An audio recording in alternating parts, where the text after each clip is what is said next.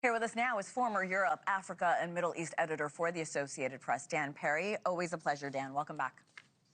Thank you. Yesterday's attacks in Gaza also serve as an important reminder of the ongoing humanitarian crisis there. What are you learning about the conditions on the ground, Dan? The conditions are obviously very bad. The new efforts to distribute aid have not worked out well. People have been killed and chaos around the distribution centers.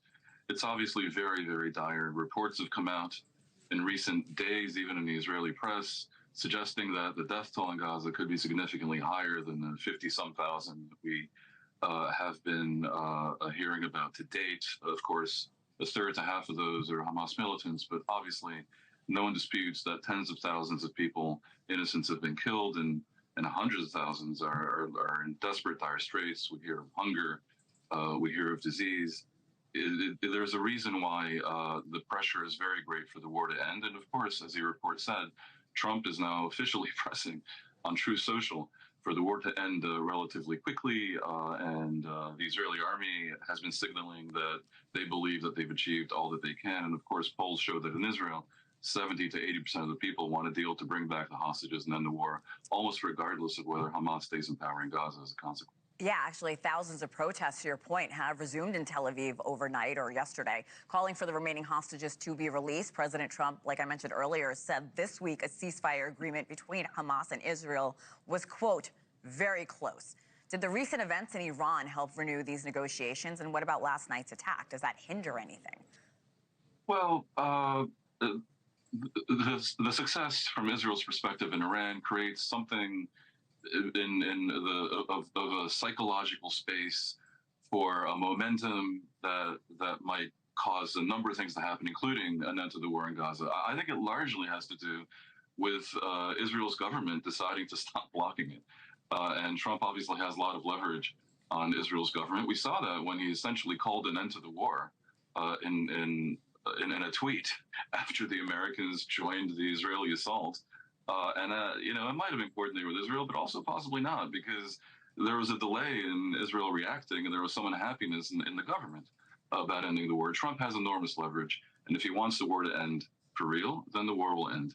The question is, what happens then with Hamas? Because for this to work out well for all sides, including the Palestinians, Hamas would have to really give up power in Gaza, disarm, and maybe accept exile for its remaining leaders.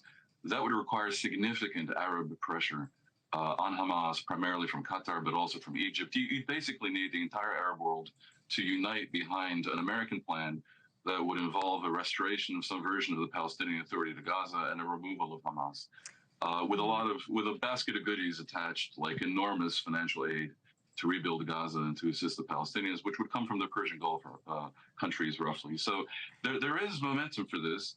It would be popular in Israel. Netanyahu's government risks collapse because the right wing in Israel, the far right of his coalition, doesn't want it. But in my view, the liberal, moderate opposition in Israel would give him an umbrella in parliament. So if Netanyahu is smart and wants to make himself electable again, he'll go for this. I want to stick with Iran now. The UN's nuclear watchdog said just this weekend Iran could start enriching uranium again for its nuclear program, quote, within months. We heard President Trump just a few days ago make it clear that the program, in his words, was obliterated. What do you make of the U.S. and the IAEA not being on the same page when it comes to Iran's nuclear ambitions? I'm not sure they're not. I mean, the U.S. president does not necessarily speak with great precision and accuracy at all times. Obliterated or not is a matter of semantics. You can't obliterate a desire to resume the program, and probably they indeed can resume it within months. The U.S. has like 20 intelligence agencies, and that are not always in accord over assessments of this nature. And I believe there is more than widespread suspicion among these agencies that Iran can indeed reestablish its program, within months, especially considering that much of the enriched uranium, I believe we're kind of sure, was removed from Natanz and Fordo before the attacks. So it's being stashed away somewhere. Even if the centrifuges are no longer accessible, you can rebuild them, and the knowledge exists. Even though Israel took out quite a significant number of the senior nuclear scientists that led the program. They clearly can resume it eventually. So what really needs to happen if Trump is serious beyond the disputations about semantical issues is to resume the talks with Iran, and in those talks make very clear that the U.S. is presenting an ultimatum backed up by the threat of the renewed use of force that Iran should forswear any further weapons level enrichment. And, for my money, he should also compel the Iranians to commit to no longer supporting and arming and training and guiding and funding militias all around the region, which have destabilized the Middle East. All right, Dan Perry, always appreciate your analysis. Thank you for coming on this morning.